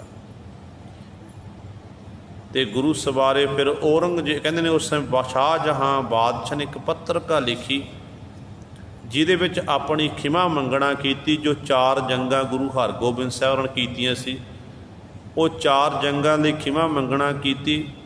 ਫਿਰ ਆਖਿਆ ਕਿ ਮੇਰੇ ਪੁੱਤਰ ਨੂੰ ਆਪ ਜੀ ਠੀਕ ਕਰਨਾ ਕਰੋ, ਤੁਹਾਡੇ ਕੋਲ ਖਾਸ ਕਿਸਮ ਦੇ ਲੌਂਗ ਤੇ ਹਰੜ ਹਨ। ਤੇ ਉਦੋਂ ਦਾਰਾ ਛਕੋ ਆਪਣੇ ਗੁਰੂ ਸਾਹਿਬਾਨ ਆਪਣੇ ਅਹਿਲਕਾਰ ਭੇਜੇ ਨੇ ਤੇ ਗੁਰੂ ਹਰਿਰਾਏ ਸਾਹਿਬ ਮਹਾਰਾਜ ਕੋ ਪੱਤਰਕਾ ਲੈ ਕੇ ਆਏ। ਸਤਿਗੁਰੂ ਜੀ ਨੇ ਉਹ ਪੱਤਰਕਾ ਪੜ੍ਹੀ ਤੇ ਸਤਿਗੁਰੂ ਕਹਿਣ ਲੱਗੇ ਦਾਰਾ ਛਕੋ ਨੇ ਇਸ ਤਰ੍ਹਾਂ ਠੀਕ ਨਹੀਂ ਹੋਣਾ ਹਰੜਾਂ ਤੇ ਲੌਂਗ ਦੇ ਨਾਲ, ਇਹਦੇ ਵਿੱਚ ਹਾਥੀ ਦੰਦ ਮਿਲਾਏ ਜਾਣ ਫਿਰ ਇਹ ਠੀਕ ਹੋਵੇਗਾ। ਤੇ ਉਦੋਂ ਸਤਿਗੁਰੂ ਨੇ ਆਪਣੇ ਤੋਸ਼ੇ ਖਾਨੇ ਦੇ ਵਿੱਚੋਂ ਹਾਥੀ ਦੰਦ ਕੱਢੇ, ਉਹਨੂੰ ਪੀਸ ਕੇ ਚੰਗੀ ਤਰ੍ਹਾਂ ਦਵਾਈ ਬਣਾ ਕੇ ਦੇਣਾ ਕੀਤੀ ਤੇ ਕਹਿ ਦਿੱਤਾ ਕਿ ਦਾਰਾ ਛਕੋ ਨੂੰ ਇਹ ਛਕਾਣਾ ਕਰੋ, ਗੁਰੂ ਨਾਨਕ ਭਲਾ ਕਰੇਗਾ। ਤੇ ਗੁਰੂ ਸਵਾਰਿਓ ਇਤਿਹਾਸ ਦੱਸਦਾ ਹੈ ਕਿ ਦਾਰਾ ਛਕੋ ਨੇ ਉਹ ਦਵਾਈ ਖਾਧੀ ਤੇ ਉਹ ਦਾਰਾ ਛਕੋ ਠੀਕ ਹੋ ਗਿਆ ਸੀ। ਸੋ ਗੁਰੂ ਨਾਨਕ ਦਾ ਘਰ ਐਸਾ ਜਿੱਥੇ ਸਰੀਰਕ ਰੋਗ ਦਾ ਵੀ ਇਲਾਜ ਕੀਤਾ ਜਾਂਦਾ ਤੇ ਮਨ ਦੇ ਰੋਗ ਦਾ ਵੀ ਇਲਾਜ ਕੀਤਾ ਜਾਂਦਾ ਹੈ। ਇਸ ਕਰਕੇ ਗੁਰੂ ਕੀ ਹੈ, ਸਤਿਗੁਰੂ ਬਾਝੋਂ ਵੈਦ ਨਾ ਕੋਈ, ਗੁਰੂ ਤੋਂ ਬਿਨਾ ਕੋਈ ਹੋਰ ਵੈਦ ਨਹੀਂ ਹੈ। ਉਹ ਗੁਰੂ ਹੀ ਸਾਡੇ ਹਰੇਕ ਰੋਗ ਦਾ ਇਲਾਜ ਕਰਨ ਵਾਲਾ। ਜਿਵੇਂ ਭਾਈ ਗੁਰਦਾਸ ਜੀ ਕਹਿੰਦੇ ਨੇ ਕਿ ਸਤਿਗੁਰੂ ਗੁਣੀ ਨਿਧਾਨ ਹੈ, ਗੁਣ ਕਰ ਬਖਸ਼ੇ ਅਵਗਣ ਆਰੇ, ਸਤਿਗੁਰ ਪੂਰਾ ਵੈਦ ਹੈ, ਪੰਜੇ ਰੋਗ ਅਸਾਧ ਨਿਵਾਰੇ। ਨਾ ਸਾਧੇ ਜਾਣ ਵਾਲੇ 5 ਰੋਗ, ਉਹ ਰੋਗਾਂ ਨੂੰ ਵੀ ਸਤਿਗੁਰੂ ਨਿਵਰਤ ਕਰਨ ਵਾਲੇ ਨੇ, ਖਤਮ ਕਰਨ ਵਾਲੇ ਹਨ। ਇਸ ਕਰਕੇ ਤੇ ਗੁਰੂ ਤੋਂ ਬਾਝੋਂ ਕੋਈ ਹੋਰ ਵੈਦ ਨਹੀਂ ਹੈ। ਆਪੇ ਆਪ ਨਿਰੰਜਨ ਸੋਈ। ਉਹ ਵਾਹਿਗੁਰੂ ਆਪ ਹੀ ਸਭ ਕੁਝ ਹੈ, ਆਪਣੇ ਆਪ ਤੋਂ ਉਹ ਪੈਦਾ ਹੋਇਆ ਨਿਰੰਜਨ। ਉਹ ਮਾਇਆ ਦੀ ਕਾਲਖ ਤੋਂ ਰਹਿਤ ਹੈ, ਉਹਨੂੰ ਮਾਇਆ ਪੋਹ ਨਹੀਂ ਸਕਦੀ। ਮਾਇਆ ਪਰਮਾਤਮਾ ਦੀ ਪੈਦਾ ਕੀਤੀ ਹੋਈ ਹੈ ਤੇ ਪਰਮਾਤਮਾ ਦੀ ਮਾਇਆ ਪਰਮਾਤਮਾ ਨੂੰ ਪੋਹ ਨਹੀਂ ਸਕਦੀ ਹੈ। ਸਾਰਾ ਵਿੱਚ ਗਲਤਾਨ ਹੈ, ਪਰ ਪਰਮਾਤਮਾ ਇਸ ਮਾਇਆ ਨੂੰ ਪੈਦਾ ਕਰਕੇ ਮਾਇਆ ਤੋਂ ਨਿਰਲੇਪ ਹੈ। ਸਤਿਗੁਰ ਮਿਲਿਆ ਮਰੈ ਮੰਦਾ, ਹੋਵੈ ਗਿਆਨ ਵਿਚਾਰੀ ਜੀਓ। ਤੇ ਗੁਰੂ ਸਾਹਿਬਾਨ ਜੀ ਅਗਲੀ ਪੰਕਤੀ ਬਖਸ਼ਿਸ਼ ਕਰਦੇ ਨੇ ਕਿ ਜਦੋਂ ਗੁਰੂ ਮਿਲਦਾ ਹੈ, ਗੁਰੂ ਨੂੰ ਮਿਲਣਾ ਕੀ ਕੀ ਪ੍ਰਾਪਤ ਹੁੰਦਾ ਹੈ। ਗੁਰਬਾਣੀ ਵਿੱਚ ਸਤਿਗੁਰੂ ਇੱਥੋਂ ਤੱਕ ਬਚਨ ਕਰਦੇ ਨੇ, ਕਹਿੰਦੇ ਨੇ ਜਿਸ ਸਤਿਗੁਰ ਨੂੰ ਮਿਲਣ ਦੇ ਨਾਲ ਜੀਵ ਦੇ ਅੰਦਰੋਂ ਜਿਹੜੀ ਹੈ ਮਾਇਆ ਦਾ ਪ੍ਰਭਾਵ, ਜੀਵ ਦੇ ਮਨ ਨੂੰ ਸ਼ਾਂਤੀ ਪ੍ਰਾਪਤ ਹੋ ਜਾਣੀ, ਇਹ ਸਭ ਕੁਝ ਗੁਰੂ ਨੂੰ ਮਿਲਣ ਨਾਲ ਪ੍ਰਾਪਤ ਹੁੰਦਾ ਹੈ। ਜਿਸ ਮਿਲਿਆ ਮਨ ਹੋਏ ਆਨੰਦ, ਸੋ ਸਤਿਗੁਰ ਕਹੀਐ, ਮਨ ਕੀ ਦੁਬਦਾ ਬਿਨ ਸਜਾਏ, ਹਰ ਪਰਮ ਪਦ ਲਈ ਹੈ। ਮਨ ਦੀ ਦੁਬਦਾ, ਗੁਰੂ ਦੇ ਦਰ ਤੇ ਆ ਕੇ ਮਨ ਦੀ ਦੁਬਦਾ ਖਤਮ ਹੁੰਦੀ ਹੈ। ਆਪਾਂ ਦੁਬਦਾ ਵਿੱਚ ਫਸੇ ਹੋਏ ਹਾਂ, ਪਰ ਜੋ ਸਿੱਖ ਆ ਕੇ ਗੁਰੂ ਦੇ ਦਰ ਤੇ ਬਾਣੀ ਸੁਣਦਾ, ਬਾਣੀ ਪੜ੍ਹਦਾ, ਬਾਣੀ ਨੂੰ ਵਿਚਾਰਦਾ ਏ ਤੇ ਬਾਣੀ ਅਨੁਸਾਰ ਆਪਣੇ ਜੀਵਨ ਨੂੰ ਧਾਰ ਬਤੀਤ ਕਰਦਾ, ਤੇ ਗੁਰੂ ਕੀ ਬਾਣੀ ਵਿੱਚ ਇੰਨੀ ਤਾਕਤ ਹੈ, ਇੰਨੀ ਸਮਰੱਥਾ ਹੈ। ਗੁਰੂ ਸਾਨੂੰ ਦੁਬਦਾ ਵਿੱਚੋਂ ਕੱਢਣ ਵਾਲਾ ਹੈ। ਕੋਈ ਸਾਡੇ ਮਨ ਦਾ ਕੋਈ ਸਵਾਲ ਹੋਵੇ, ਪ੍ਰਸ਼ਨ ਹੋਵੇ ਨਾ, ਆਪਾਂ ਮਨ ਵਿੱਚ ਇਹ ਵਿਚਾਰ ਕਰਕੇ ਬੈਠ ਜਾਈਏ ਕਿ ਇਹ ਸਤਿਗੁਰੂ ਸਾਡੀ ਦੁਬਦਾ ਇਹ ਦੂਰ ਨਹੀਂ ਹੋ ਰਹੀ ਹੈ, ਕਿਰਪਾ ਕਰਕੇ ਆਪ ਜੀ ਸਾਡੇ ਦੁਬਦਾ ਨੂੰ ਖਤਮ ਕਰੋ, ਸਾਡੇ ਪ੍ਰਸ਼ਨ ਦਾ ਸਾਨੂੰ ਉੱਤਰ ਦੇਣਾ ਕਰੋ। ਤੇ ਸੱਚ ਜਾਣਿਓ, ਬਾਣੀ ਪੜ੍ਹਨੀ ਸ਼ੁਰੂ ਕਰ ਦੇਵੋ, ਬਾਣੀ ਪ੍ਰਾਰੰਭ ਕਰ ਦਿਓ। 1-2 ਅੰਗ ਤੇ 1-2 ਅੰਗਾਂ ਦੇ ਵਿੱਚੋਂ ਹੀ ਤੁਹਾਨੂੰ ਜੋ ਤੁਹਾਡਾ ਪ੍ਰਸ਼ਨ ਹੋਵੇਗਾ ਨਾ, ਉਹਦਾ ਸਵਾਲ ਦਾ ਉੱਤਰ ਤੁਹਾਨੂੰ ਮਿਲ ਜਾਵੇਗਾ। ਪ੍ਰਤਿਆ ਕੇ ਵੇਖੋ, ਪ੍ਰੈਕਟੀਕਲ ਕਰਕੇ ਦੇਖਣਾ ਕਰੋ, ਉੱਤਰ ਮਿਲਦਾ। ਜੋ ਆਪਾਂ ਮਨ 'ਚ ਧਾਰਨ ਕਰਕੇ ਬੈਠ ਜੇ ਕਿ ਆਹ ਉੱਤਰ ਅੱਜ ਗੁਰੂ ਸਾਹਿਬਾਨ ਪਾਸੋਂ ਲੈਣਾ ਹੈ, ਤੇ ਗੁਰੂ ਜੀ ਫਿਰ ਉੱਤਰ ਦਿੰਦੇ ਨੇ ਬਾਣੀ ਦੇ ਵਿੱਚੋਂ ਹੀ। ਉਹ ਵੱਖਰੀ ਗੱਲ ਹੈ, ਸਮਝ ਜਾਈਏ, ਕਮਾ ਲਈਏ, ਫਿਰ ਤਾਂ ਸਾਡਾ ਹੱਲ ਹੋ ਜਾਵੇਗਾ। ਜੇ ਆਪਾਂ ਸੁਣ ਕੇ ਪੜ੍ਹ ਕੇ ਛੱਡ ਦਿੱਤਾ, फिर तो हल होना नहीं है।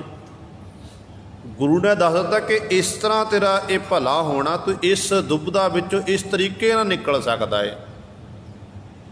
हुण कमाई तो आपां ही करनी ना। डॉक्टर ने दस दिता कि तैनूं आ कफ रोग लग्गिया होया, कफ रोग लग्गिया ते कफ रोग दे विच तैं घिओ नहीं खाना, ठंडा पानी नहीं पीना, बर्फ वाला पानी नहीं पीना। जे बर्फ वाला पानी पीता, घिओ खादा, तेरा एक कफ रोग होर ज़्यादा बढ़ जाना। तो डॉक्टर ने दवाई दे दी है, दवाई लैके आ गया, दवाई समय सिर खांदा रहा, पर घिओ खाना नहीं छड्डिया, ठंडा पानी भी पींदा रहा, तो सेहत पहलां नालों भी खराब हो गई, पहलां नालों वध खराब होई। फिर डॉक्टर को फिर चलिया गया कि डॉक्टर साहब तुसीं मैनूं किहो जी दवाई देना कीती, मैनूं मसां फर्क नहीं पिया, मैं तो बिल्कुल पहलां नालों मेरी वध सेहत खराब हो गई है। तो डॉक्टर पुछदा, कहंदा ते जदों घर गया सी ठंडा पानी पीता सी? कहंदा हाँ जी पीता सी। घिओ खादा सी? घिओ खादा? कहंदा हाँ जी खादा सी। कहण लगे फिर तेरे जदों गुरु बाणी विच भी इसे तरह जदों गुरु कहंदा कि सिक्खा आ काम तैं नहीं करना, ये काम नहीं करना, तो इस तरह नाम जप, इस तरह बाणी पढ़, बाणी जो तू ये काम करेगा तेरे रोगां की निवृत्ति हो जा, तेरी दुविधा दूर हो जाएगी। पर जे तू ये काम करने नहीं छड्डे तू दुविधा में दिन रात फसदा जाएगा, फिर तू निकल नहीं सकेगा।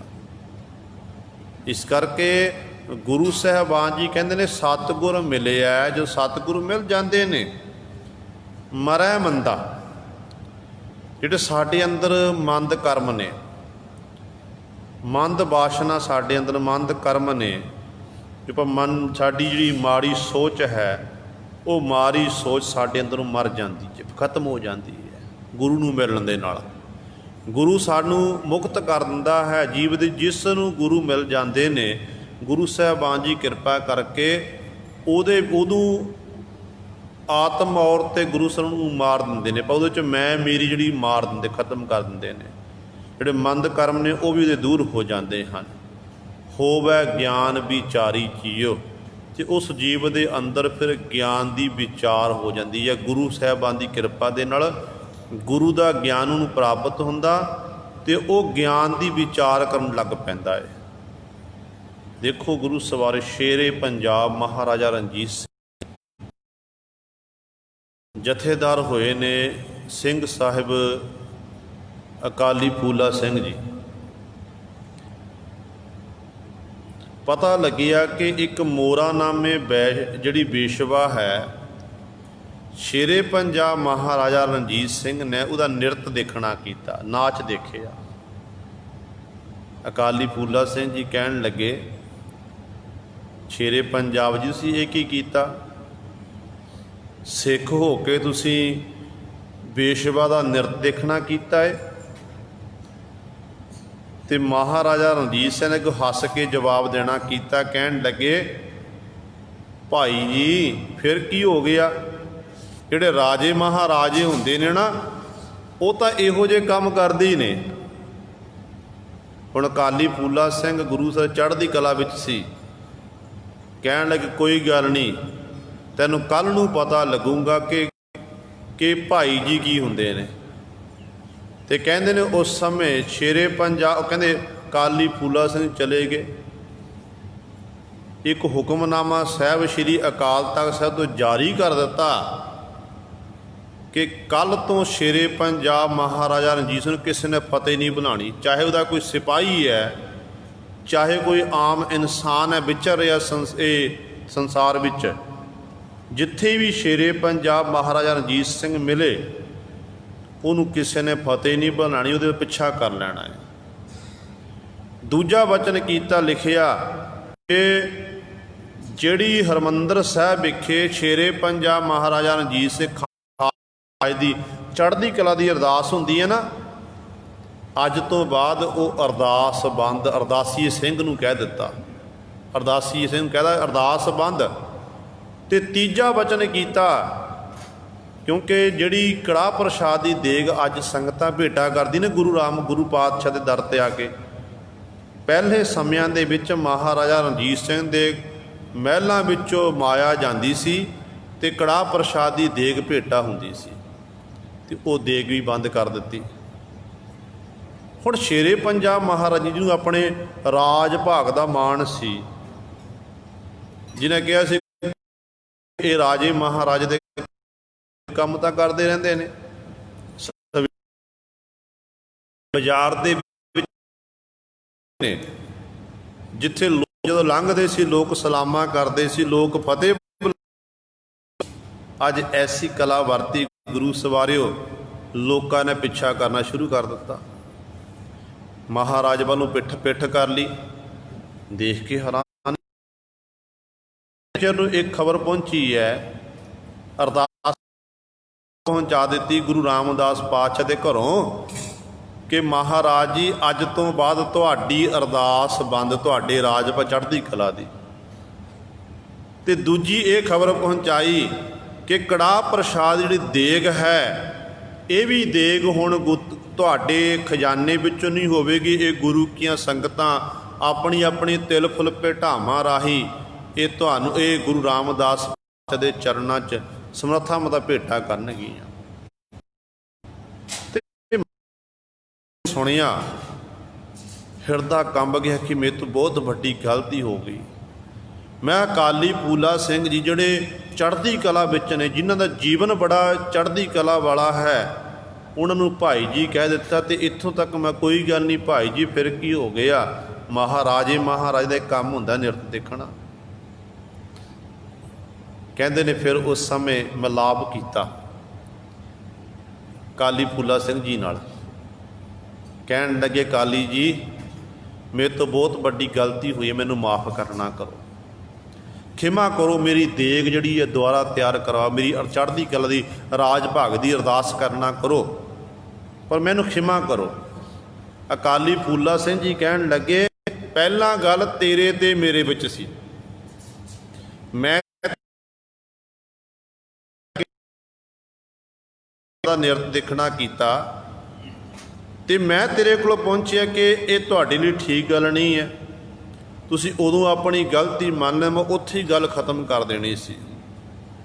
पर हुण गल है पंथ विच पहुंच गई है, इहदा फैसला उहनूं पंथ ने करना है, असीं नहीं कर सकदे। ते कहण लगे जी अपनी कल नूं श्री अकाल तख्त साहिब अगे पेश होना कर। अकाली फूला सिंह नाल सिंह ने श्री अकाल तख्त साहिब विखे पेश होया, लोग फतवा जारी करते, श्री अकाल तख्त जारी हो गया ते गुरु सवारे कि इहदे कि शेरे पंजाब महाराज रणजीत सिंह दे इनू बन के इत्थे दे इनू मार ना करो। इमली के दरख्त नाल गुरु सर पकड़िया ते अपना जिहड़ा वस्त्र पहनिया चोला पहनिया वो उतार पोशाक उतारी है, ते महाराजा रणजीत सिंह दे गुरु से मार पै रही है, ते सारी मार नूं झलना कीता। अखीर ते गुरु सवारे शेर काली फूला सिंह ने संबोधन करके बचन कीते, कहण लगे हुण महाराजा रणजीत सिंह दे विचों मैं मर गई है, हुण इहने अपनी गलती नूं मनना कीता है, ते अज तो बाद इहदी अरदास भी गुरु रामदास पातशाह दे दर ते होवेगी। जिथों ये जाते ने कोई मिलता है तो फतेह गुरु दी है, तो सारिਆਂ ने पहला वांग इहनूं सत्कार देना है, पहला वांग सत्कार कायम रखना है। तो गुरु सवारे महाराजा रणजीत सिंह खिमा मंग के कहते वापस गए ने, उस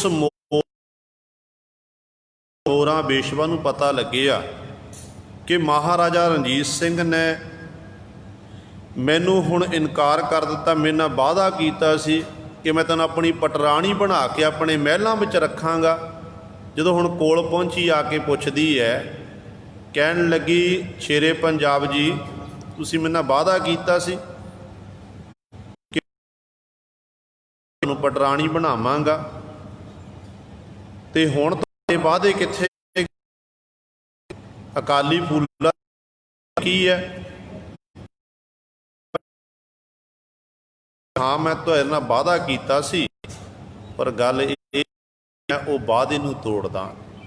ਤੇ ਕਹਿਣ ਲੱਗੀ ਜਿਹੜਾ ਸਿੱਖ ਨੇ, ਉਹ ਸਿੱਖ ਜਦੋਂ ਕੋਈ ਕਿਸੇ ਨਾਲ ਵਾਅਦਾ ਕਰ, ਬਚਨ ਕਰਦੇ, ਬਚਨ ਤੋਂ ਖਿਸਕਦਾ ਨਹੀਂ ਹੈ। ਤੁਸੀਂ ਹੁਣ ਬਚਨ ਸ਼ੇਰੇ ਪੰਜਾਬ ਮਹਾ ਕਹਿਣ ਲੱਗੇ ਜਦੋਂ ਮੈਂ ਤੇਰੇ ਨਾਲ ਵਾਅਦਾ ਕੀਤਾ ਸੀ ਉਦੋਂ ਮੈਂ ਸਿੱਖ ਨਹੀਂ ਸੀ, ਮੇਰੇ ਸਿੱਖੀ ਖਤਮ ਹੋ ਗਈ ਸੀ। ਮੈਂ ਪਹੁੰਚ ਗਿਆ ਸੀ। ਜਿਹੜੇ ਗੱਲਾਂ ਤੋਂ ਸਾਨੂੰ ਗੁਰੂ ਸਾਹਿਬ ਨੇ ਵਰਜਿਤ ਕੀਤਾ, ਰੋਕਿਆ ਏ, ਮੈਂ ਉਹਨਾਂ ਵਿੱਚ ਗਲਤਾਨ ਹੋ ਗਿਆ ਸੀ। ਤੇ ਅੱਜ ਮੇਰੇ ਅੰਦਰ ਉਹ ਸਿੱਖੀ ਦੇ ਵਿਆਹ ਨਹੀਂ ਕਰਾ ਸਕਦਾ, ਤੈਨੂੰ ਆਪਣੇ ਮਹਿਲਾਂ ਅੰਦਰ ਪ੍ਰਵੇਸ਼ ਨਹੀਂ ਹੋਣ ਦਿਆਂਗਾ। ਤੇ ਦੂਜੀ ਗੱਲ ਕਹਿਣ ਲੱਗੀ, ਤੁਸੀਂ ਕਿਉਂ ਡਰਦੇ ਹੋ? ਫੂਲਾ ਸਿੰਘ ਪਾਸੋਂ ਤੁਸੀਂ ਕਿਉਂ ਡਰਦੇ ਹੋ? ਝੋਲੀ ਭਰਦੇ ਨੇ, ਇਸ ਕਰਕੇ ਉੱਥੇ ਮੈਂ ਇੱਥੇ ਮੈਂ ਤੇ ਉਸ ਥਾਂ ਤੇ ਜਾ ਕੇ ਫਿਰ ਮੈਂ ਗੁਰੂ ਤੇ ਸਿੱਖ ਦਾ ਕੰਮ ਹੈ ਕਿ ਆਪਣੇ ਗੁਰੂ ਦੇ ਹੁਕਮ ਦੀ ਪਾਲਣਾ ਕਰਨੀ। ਵੇਸ਼ਵਾ ਨੂੰ ਵਾਪਸ ਮੋੜ ਦਿੱਤਾ।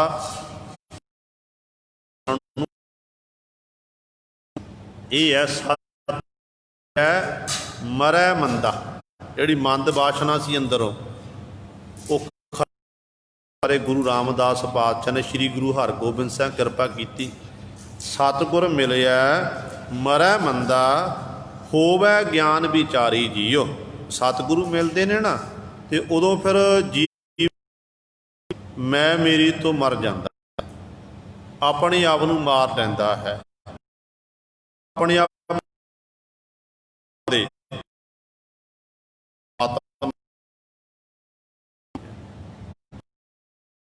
ਕਹਿੰਦੇ ਫਿਰ ਦੂਜਾ ਜਿਹੜਾ ਮੰਦ ਕਰਮ ਸੀ, ਭੈੜੀ ਬਾਸ਼ਨਾ ਸੀ ਅੰਦਰ, ਉਹ ਵੀ ਕਹਿੰਦੇ ਮੰਦ ਜਿਹੜੇ ਕਰਮ ਸੀ ਉਹ ਖਤਮ ਹੋ ਕੇ ਸਾਡੇ ਅੰਦਰ ਸਤਿਗੁਰੂ ਮਿਲਣਾ। ਹੋਰ ਕੀ ਹੋਇਆ? ਹੋਵੈ ਗਿਆਨ ਵਿਚਾਰੀ ਜੀ। ਸਤਿਗੁਰੂ ਦੇ ਦਰ ਤੋਂ ਗਿਆਨ ਅੰਜਨ ਗੁਰ ਦੀਆ, ਅਗਿਆਨ ਅੰਧੇਰ ਵਿਨਾਸ਼। ਗੁਰੂ ਦਰ ਤੋਂ ਸਾਨੂੰ ਗਿਆਨ ਮਿਲਿਆ। ਇਸ ਗਿਆਨ ਦੇ ਰਾਹੀਂ ਮੈਨੂੰ ਫਿਰ ਵਿਚਾਰੀ ਜੋ ਚੰਗੀ ਵਿਚਾਰ ਮੇਰੇ ਅੰਦਰ ਪੈਦਾ ਹੋ ਗਈ। ਇਸ ਵਿਚਾਰ ਦੇ ਨਾਲ ਚੰਗੇ ਮਾੜੇ ਦੀ ਪਰਖ ਮੈਨੂੰ ਆ ਗਈ ਕਿ ਇਹ ਚੰਗਾ ਹੈ, ਇਹ ਮਾੜਾ ਹੈ। ਸਿੱਖ ਨੇ ਆਹ ਕੰਮ ਕਰਨਾ, ਇਸ ਕੰਮ ਨੂੰ ਕਰਨ ਲਈ ਮੇਰਾ ਗੁਰੂ ਮੈਨੂੰ ਇਜਾਜ਼ਤ ਨਹੀਂ ਦਿੰਦਾ ਹੈ।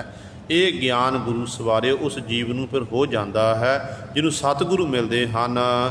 ਇਹੋ ਸ਼ਬਦ ਸਾਰ ਜਿਸਨੋ ਲਾਏ, ਗੁਰਮੁਖ ਤ੍ਰਿਸ਼ਨਾ ਭੁੱਖ ਗਵਾਏ। ਇਹੋ ਸ਼ਬਦ ਸਾਰ, ਜਿਹੜਾ ਇਹ ਸ਼ਬਦ ਗੁਰੂ ਦਾ ਉਪਦੇਸ਼, ਸ਼ਬਦ ਕੀ ਹੈ? ਸ਼ਬਦ ਬ੍ਰਹਮ ਹੈ, ਸ਼ਬਦ ਪਰਮੇਸ਼ਰ। ਕਿਉਂਕਿ ਪਹਿਲਾਂ ਤੋਂ ਮੁੱਢ ਕਦੀਮਾਂ ਤੋਂ ਸ਼ਬਦ ਗੁਰੂ ਸਾਹਿਬਾਨ ਨੇ ਤੱਕ ਬਚਨ ਕਰਤ ਕਿ ਸ਼ਬਦ ਗੁਰ ਪੀਰਾ ਗਹਿਰ ਗੰਭੀਰਾ, ਬਿਨ ਸ਼ਬਦੈ ਜਗ ਬੋਰਾਨ। ਸ਼ਬਦ ਤੋਂ ਬਿਨਾਂ ਜਿਹੜਾ ਜਗਤ ਹੈ ਬੋਰਾਨੰਗ ਝੱਲਾ ਹੈ। ਇਸ ਕਰਕੇ ਗੁਰੂ ਨਾਲ ਹੀ ਸਾਹਿਬਾਨ ਸਮੇਂ ਪਾਤ ਸ਼ਬਦ ਦਾ ਕੰਮ ਕੀਤਾ। ਗੁਰੂ ਨੇ ਡੇਢ ਸਾਹਿਬ ਹਜੂਰ ਸਾਹਿਬ ਦੀ ਧਰਤੀ ਤੇ ਸਦੀਵੀ ਕਾਲ ਲਈ ਸਾਨੂੰ ਸ਼ਬਦ ਗੁਰੂ ਗ੍ਰੰਥ ਸਾਹਿਬ ਮਰ ਲੜ ਲਾ ਗਏ ਨੇ। ਇਹ ਨਹੀਂ, ਜਦੋਂ ਆਪਾਂ ਗੁਰੂ ਗ੍ਰੰਥ ਸਾਹਿਬ ਦੀ ਬਾਣੀ ਪੜ੍ਹਦੇ ਹਾਂ, ਜਾਤ ਪਾਤ ਦੇ ਵਿਤਕਰੇ ਕੀਤੇ ਜਾਂਦੇ, ਊਚ ਨੀਚ ਦਾ ਵਿਤਕਰਾ ਕੀਤਾ ਜਾਂਦਾ ਸੀ। ਤੇ ਸਤਿਗੁਰੂ ਨੇ ਸਰਬ ਐਸਾ ਸੁਨੇਹਾ ਦੇਣਾ ਤੇ ਗੁਰੂ ਸਵਾਰਿਓ, ਗੁਰੂ ਗ੍ਰੰਥ ਸਾਹਿਬ ਇੱਕ ਪਾਸੇ ਨੀਵੀਂ ਜਾਤ ਕਰਦੇ ਹੁੰਦੇ ਸੀ। ਗੁਰੂ ਜੀ ਨੇ ਇੱਕ ਪਾਸੇ ਭਗਤ ਤਰਲੋਚਨ ਜੀ ਜੋ ਜਾਤ ਨੇ, ਇੱਕ ਪਾਸੇ ਭਗਤ ਰਵਿਦਾਸ ਸਾਹਿਬਾਨ ਜੀ ਜੋ ਨੀਵੀਂ ਜਾਂ ਚਮਿਆਰ ਜਾਤੀ ਵਾਲੇ ਨੇ, ਇੱਕ ਥਾਂ ਤੇ ਬਿਠਾ ਦਿੱਤੇ ਕਿ ਇਹ ਹੈ ਸਾਂਝੀ ਬਾਲਤਾ ਦਾ ਉਪਦੇਸ਼। ਇੱਕ ਪਾਸੇ ਭਗਤ ਨਾਮਦੇਵ ਜੀ, ਦੂਜੇ ਪਾਸੇ ਜਾਤ ਦੇ ਬ੍ਰਾਹਮਣ ਉੱਚ ਕੁੱਲ ਦੇ ਜਾਤੀ ਵਾਲੇ ਜਿਹੜੇ ਗੁਰੂ ਭਗਤ ਜੈਦੇਵ ਜੈਸੇ, ਭਗਤ ਜੈਦੇਵ ਜੈਸੇ ਜੋ ਬ੍ਰਾਹਮਣ ਸਨ, ਉਹ ਗੁਰੂ ਸਰ ਇਕੱਠੇ ਬਿਠਾ ਦਿੱਤੇ ਕਿ ਭਾਈ ਕੋਈ ਪਰਛਾਵਾਂ ਨਹੀਂ। ਦੁਨੀਆ ਦੇ ਲੋਕਾਂ ਨੂੰ ਸੁਨੇਹਾ ਦਿੱਤਾ ਕਿ ਭਾਈ ਮਨੁੱਖ ਦਾ ਮਨੁੱਖ ਉੱਤੇ ਪਰਛਾਵਾਂ ਨਹੀਂ ਪੈਂਦਾ, ਉਹ ਵੀ ਮਨੁੱਖ ਹੈ ਅਤੇ ਤੁਸੀਂ ਵੀ ਮਨੁੱਖ ਹੋ, ਅਤੇ ਕੇਵਲ ਫਰਕ ਕੀ ਹੈ, ਉਹਨਾਂ ਦੀ ਕਿਰਤ ਵਿੱਚ ਫਰਕ ਹੈ। ਉਹ ਜੁੱਤੀਆਂ ਵਾਲਾ ਉਹਦੇ ਘਰ ਜਾ ਕੇ ਡੇਰਾ ਲਾਇਆ, ਅਤੇ ਇੱਕ ਵਾਰ ਨਹੀਂ 2 ਵਾਰੀ ਪਾਤਸ਼ਾਹ ਗਏ ਨੇ ਇੱਥੇ, ਇਤਿਹਾਸ ਗਏ ਨੇ ਗੁਰੂ ਨਾਨਕ ਪਾਤਸ਼ਾਹ। ਭਾਈ ਲਾਲੋ ਦੇ ਗ੍ਰਹਿ ਵਿਖੇ ਜਾ ਕੇ ਡੇਰਾ ਲਾਇਆ ਸੀ, ਕੋਧਰੇ ਦੀ ਰੋਟੀ ਖਾਧੀ, ਅਤੇ ਸਤਿਗੁਰੂ ਕਹਿੰਦੇ ਤੇਰੀ ਰੋਟੀ ਵਿੱਚ ਆਨੰਦ ਹੈ, ਮਾਲਕ ਰੋਟੀ ਵਿੱਚ ਮੈਨੂੰ ਲਹੂ ਨਜ਼ਰ, ਮੈਂ ਲਹੂ ਕਿਵੇਂ ਖਾਣਾ ਕਰਾਂ। ਸੋ ਕਹਿਣ ਦਾ ਭਾਵ ਉੱਚਾ ਨਹੀਂ ਹੈ। ਕਿਰਤ ਜਿਹੜੀ ਦਸਾਂ ਨੂੰਹਾਂ ਦੀ ਸਿੱਖ ਨੂੰ ਕਰਨੀ ਚਾਹੀਦੀ ਹੈ। ਬਸ ਦਸਾਂ ਨੂੰਹਾਂ ਦੀ ਉੱਚੀ ਸੁੱਚੀ ਕਿਰਤ ਕਰਕੇ ਫਿਰ ਗੁਰੂ ਸਰ ਗੁਰੂ ਪਾਤਸ਼ਾਹ ਸਾਨੂੰ ਖੁਸ਼ੀਆਂ ਮਿਲਦੀਆਂ ਹਨ। ਅਤੇ ਸਤਿਗੁਰੂ ਕਹਿੰਦੇ ਜਿਹਨੂੰ ਸਤ ਸ਼ਬਦ ਦੀ ਸ਼ਬਦ ਨਾਲ ਜੋੜ ਦਿੰਦੇ ਹੈ ਅਤੇ ਗੁਰਮੁਖ ਤ੍ਰਿਸ਼ਨਾ ਭੁੱਖ ਗਵਾਏ, ਫਿਰ ਉਹ ਜਿਹੜੇ ਪਿਆਰੇ ਨੇ ਜਿਨ੍ਹਾਂ ਦਾ ਮੁੱਖ ਗੁਰੂ ਵੱਲ ਗੁਰਮੁਖ ਬਣ ਜਾਂਦੇ ਹਨ,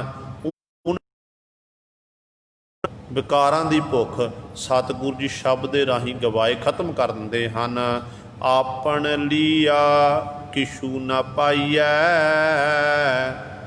ਕਰ ਕਿਰਪਾ ਆਪਣ ਦੀ। ਜਬ ਸੰਸਾਰ ਵਿੱਚ ਆਪਾਂ ਵਿਚਰ ਰਹੇ ਹਾਂ, ਹਰ ਇੱਕ ਮਨੁੱਖ ਸਫ਼ਰ ਕਰ ਰਿਹਾ ਹੈ, ਅਤੇ ਮਨੁੱਖ ਕਹਿੰਦਾ ਕਿ ਆ ਮੇਰਾ ਮੈਂ ਆ ਕੀਤਾ, ਪਰ ਸਤਿਗੁਰੂ ਕਹਿੰਦੇ ਤੇਰਾ ਆਪਣ ਲੀਆ ਕਿਛੂ ਨਾ ਪਾਈਐ। ਐ ਜੀਵ ਤੇਰਾ ਲਿੱਤਾ ਹੋਇਆ ਆਪਣੇ ਤਰੀਕੇ ਨਾਲ ਕੁਝ ਨਹੀਂ ਪ੍ਰਾਪਤ ਕਰ ਸਕਦਾ।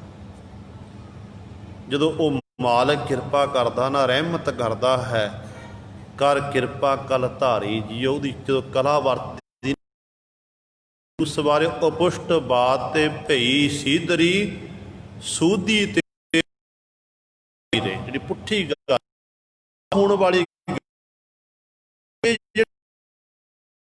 ਮਾਲਕ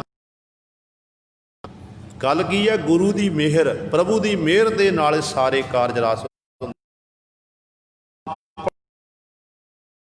ਨਾ ਹੋਵੇ। ਆਪਣ ਜੀਵ ਦਾ ਕੀਤਾ ਕੁਝ ਨਹੀਂ ਹੋ ਸਕਦਾ। ਜਦੋਂ ਉਹ ਮਾਲਕ ਕਰ ਕਿਰਪਾ ਕਲ ਧਾਰ, ਉਹ ਵਾਹਿਗੁਰੂ ਜੀਵ ਨੂੰ ਸਭ ਕੁਝ ਪ੍ਰਾਪਤ ਹੈ। ਜੀਵ ਫਿਰ ਇੱਕ ਬਾਦਸ਼ਾਹ ਬਣ ਸਕਦਾ ਹੈ ਜਦੋਂ ਗੁਰੂ ਦੀ ਕਿਰਪਾ, ਪ੍ਰਭੂ ਦੀ ਰਹਿਮਤ। ਵੱਡੇ ਬਾਦਸ਼ਾਹ ਗੁਰੂ ਸਵਾਰ ਭਿਖਾਰੀ ਬਣਦੇ ਦੇਖਣਾ ਕੀਤੇ ਨੇ। ਇਹ ਗੁਰੂ ਦੀ ਖੇਡ, ਜੋ ਮੰਗੀ ਆਪਾਂ ਪਰਮੇਸ਼ਰ ਪਾਸੋਂ ਮੰਗੀਏ, ਜੋ ਸਾਨੂੰ ਮਿਲਿਆ ਹੋਇਆ ਉਹਨੂੰ ਪ੍ਰਾਪਤ ਕਰਕੇ ਆਪਾਂ ਗੁਰੂ ਦਾ ਧੰਨ ਕਰੀਏ, ਫਿਰ ਸਤਿਗੁਰੂ ਨੇ ਸਾਡੀ ਇਹਦੇ ਖਜ਼ਾਨੇ ਹੋਰ ਭਰਪੂਰ ਕਰ ਦੇਣੇ ਨੇ। ਸਤਿਗੁਰ ਦੇ ਦਰ 'ਤੇ ਆ ਕੇ ਅਰਦਾਸ ਬੇਨਤੀ ਕਰਚੇ, ਪਾਤਸ਼ਾਹ ਕਿਰਪਾ ਕਰੋ, ਸਾਨੂੰ ਆਪਣੇ ਦਰੋਂ ਨਾਮ ਦੀ ਦਾਤ ਬਖਸ਼ੋ, ਗੁਰਸਿੱਖੀ ਜੀਵਨ ਬਖਸ਼ੋ, ਅੰਮ੍ਰਿਤ ਵੇਲਾ ਅੰਮ੍ਰਿਤ ਬਾਣੀ ਨਾਲ ਸਾਨੂੰ ਪਿਆਰ ਬਖਸ਼ੋ, ਤਾਂ ਕਿ ਸਾਡਾ ਲੋਕ ਸੁਖੀਏ ਪਰ ਲੋਕ ਸਹੇਲੇ। ਨਾਨਕ ਹਰ ਪ੍ਰਭ ਆਪੇ ਮੇਲੇ ਦੀ ਪਾਤਸ਼ਾਹ ਬਖਸ਼ਿਸ਼ ਕਰਨਗੇ। ਹੋਈਆਂ ਭੁੱਲਾਂ ਚੁੱਕਾਂ ਦੀ ਖਿਮਾ, ਬਾਕੀ ਰਹਿੰਦੇ ਸ਼ਬਦ ਦੀ ਵਿਚਾਰ ਆਪਾਂ ਕੱਲ੍ਹ ਵਾਲੇ ਦੀਵਾਨਾਂ ਵਿੱਚ ਕਰਾਂਗੇ। ਆਓ ਅਖੀਰਲੀ